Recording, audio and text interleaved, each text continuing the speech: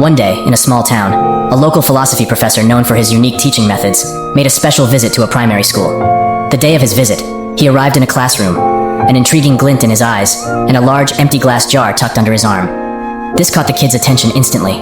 With an air of playful mystery, it was clear this wasn't going to be your usual school day.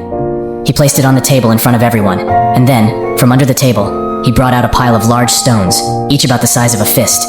Carefully, he began placing these stones into the jar, one by one, until he could fit no more. He turned to the class and asked, "Is this jar full?" Seeing that no more stones could fit, the students nodded and replied, "Yes." To their surprise, the professor then pulled out a bag of pebbles. He started pouring them into the jar, shaking it slightly. The pebbles, much smaller than the stones, rolled into the open spaces between the stones. Again, he asked the class, "Is this jar full now?"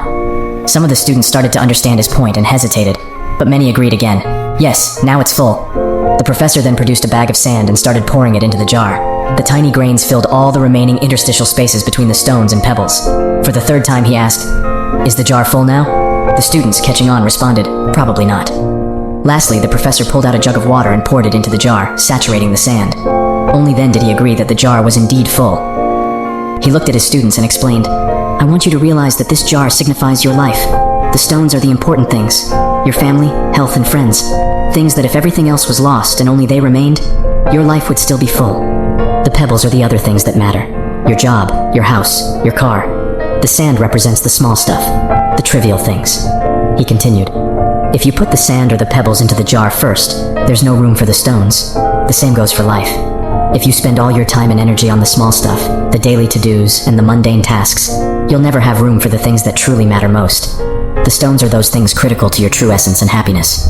They represent spending quality time with your loved ones, caring for your health, but also pursuing your dreams and passions. If you don't prioritize these, you may find at the end that you've left out the most important parts of your life."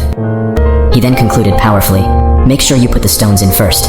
They are your foundation, your main pillars. They are your family, your health, your dreams. Don't let the pebbles or the sand, the secondary tasks, the routine, the trivialities, take precedence over them. At the end of your journey, it is the stones that will weigh the most in your jar of life, defining its value and meaning." As the professor concluded his speech, a thoughtful student raised her hand and asked, "But professor, what about the water? Where does that fit into our lives?" The professor smiled at her insightful question and responded, "Ah, the water. The water signifies that no matter how full your life may seem, there's always room for a cup of coffee or tea with a friend. No matter how busy you are, there's always space for small moments of joy, relaxation, and connection with others." In our lives, we often find ourselves juggling between priorities, trying to fit everything into the limited hours of the day. We get so caught up in the hustle and bustle, the small tasks, that we sometimes forget what truly matters. This jar, our life, is not infinite. It has only so much space. If we choose to fill it first with sand and pebbles, the mundane and the peripheral, we leave no room for the stones, the things of real value and meaning. So I urge you to focus on your stones first, your family, your health, your passions, and your dreams. These are the aspects of your life that, when everything else is stripped away, will still leave you fulfilled and content. Take care of these precious stones first. Make time for those you love and care for. Nurture your physical and mental well-being.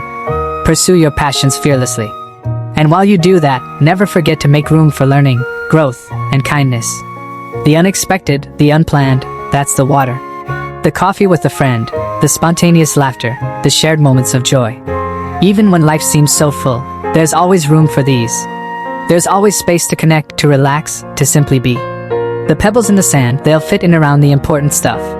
They're the tasks and responsibilities that are necessary but shouldn't consume all your time or energy. They shouldn't crowd out the space meant for your stones. In the end, remember it's not about having a busy life filled to the brim, but about leading a fulfilling life rich with experiences that truly matter to you.